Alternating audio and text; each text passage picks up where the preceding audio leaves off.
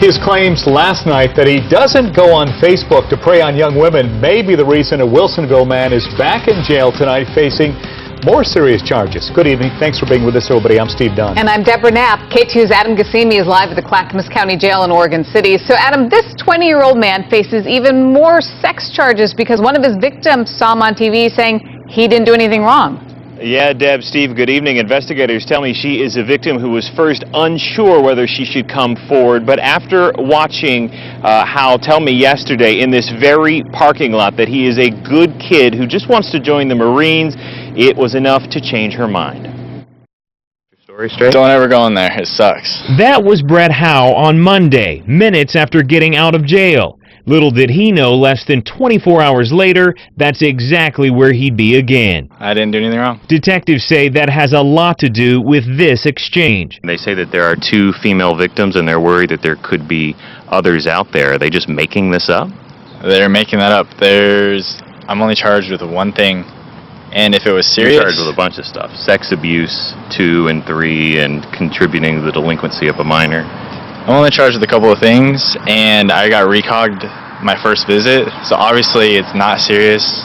I've done nothing really wrong. Detective Jeff Green says one of Howe's victims was reluctant to come forward. She thought she was in a relationship. But watching him downplay allegedly using social networking sites like Facebook or MySpace to start relationships with young girls was enough to change her mind. Cops say that you've been surfing online, preying on young women. Is that true? That is not true. Investigators say there are 2 victims, but there could be more. Do you have any estimation as to how many girls there could be? No. Howe faces rape, sodomy, and numerous sex abuse charges. Police hope seeing him deny doing anything wrong will encourage other young girls to tell someone if they're a victim as well. And hopefully that'll empower other girls to come forward if something's happened to them. Investigators tell me there could be as many as 20 victims across Clackamas County. Now, they believe Howe sometimes says he is younger than he actually is to get closer to young teenage girls or their parents. He is scheduled to appear in court in Clackamas County again tomorrow afternoon.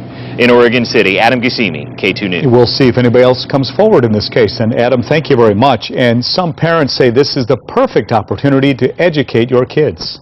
Let them know that there are sick people out there, and if you don't know somebody, make sure you don't let out any personal information and bring it to our attention. Tom Faber lives right next door to Howe, and he says he agrees with police that parents should support a child who wants to come forward instead of talking down or punishing them.